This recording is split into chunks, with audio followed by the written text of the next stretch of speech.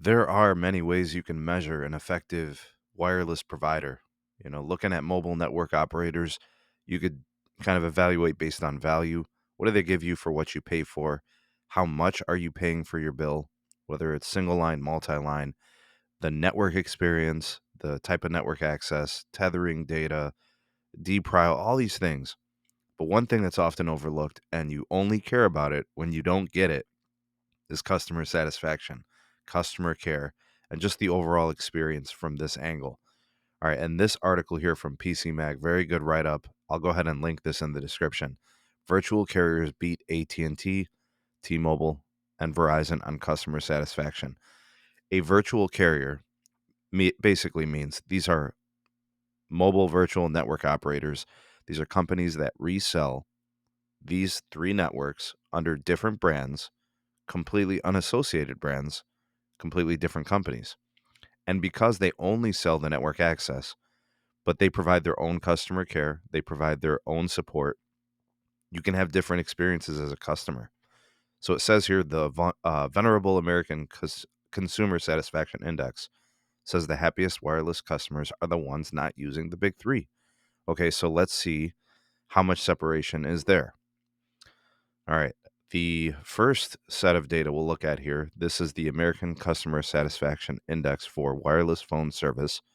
Here are the big three plus the fourth, which is US Cellular, regional carrier. Soon enough, I think we'll get to see Dish's numbers once they launch their postpaid service here.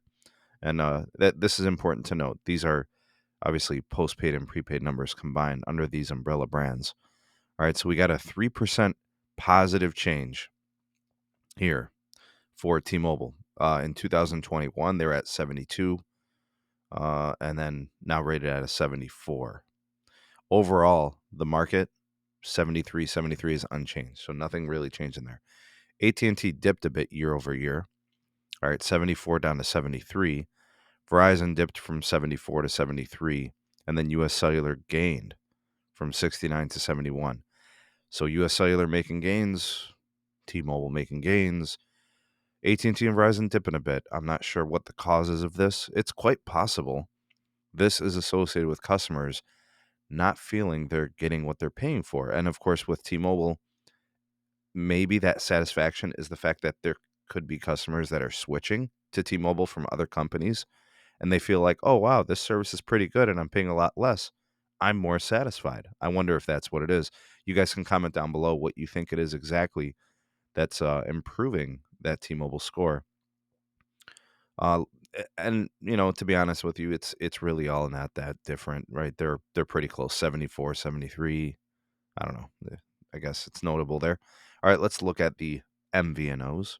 These are companies unassociated with the bigger carriers in some instances, and they just sell the network. Optimum Mobile, that's Altice. They like just recently kind of got in the game. They don't have any data previously, but they lead with 77 rating, which is interesting because people's disdain for Altice and Optimum is like super high. I'm surprised by this. Cricket came in at number 2, and they had a 1% improvement from 75 to 76 year over year. Xfinity from 78 down to 76. So while they're one of the better ones, they dipped a couple of percent here. And then Metro by T-Mobile flat at 74 year over year. Spectrum Mobile was 75, now 74. Boost down here at the bottom at 71. If I compare that 71 score, you'll see how it compares to the other carriers too. It's below the average. So Boost has some fixing to do. Here's the value MVNOs. This is an interesting category. This is where things get pretty scrappy down here. The margins are thin, not a lot of profit. You're coming in at a very competitive market in this segment. All right, Consumer Cellular taking the cake here at 78 after improving. Straight Talk flat at 76. Track Phone went from 75 to 76. Walmart Family Mobile, huge gain from 69 to 74. I wonder what happened there. Simple Mobile from 71 to 73. Total Wireless down from 75 to 73. SafeLink down from 73 to 72. Assurance Wireless up from 67 to 70. And Q-Link flat at 68.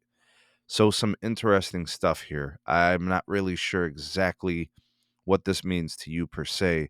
Does this make you want to leave your company and try something else? I don't know if that's the case.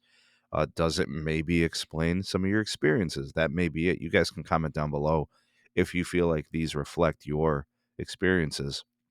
In terms of phones, Apple and Samsung, the two OEMs, number one selling phone in the North American continent is the iPhone, and Samsung number two, and worldwide Samsung a huge leader. Apple too. They're both big.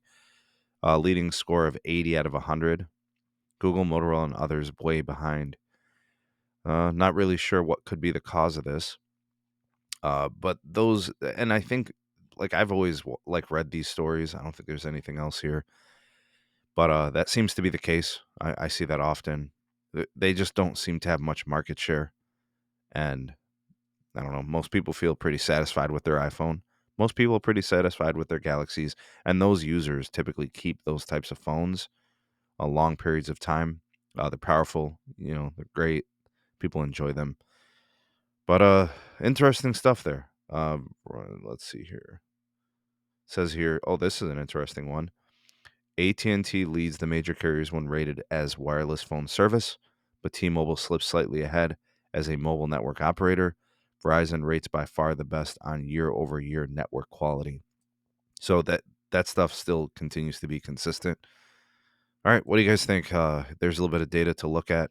Again, you guys can pause this at any point during the video, to take a look at the value MVNOs. Here is the full service MVNOs. And then here is the mobile network operators. Your thoughts and opinions welcome down below. You are the voice of the people, the SMT Nation. Let your voice be heard. Please do like, share, and subscribe for more videos like this. Turn on the bell notifications to never miss an upload. Links for my Twitter, email, and my Patreon page are in the description. Support us on Patreon and get early access to videos and exclusives not found anywhere else. Thanks for watching. See you all in the next one. Peace.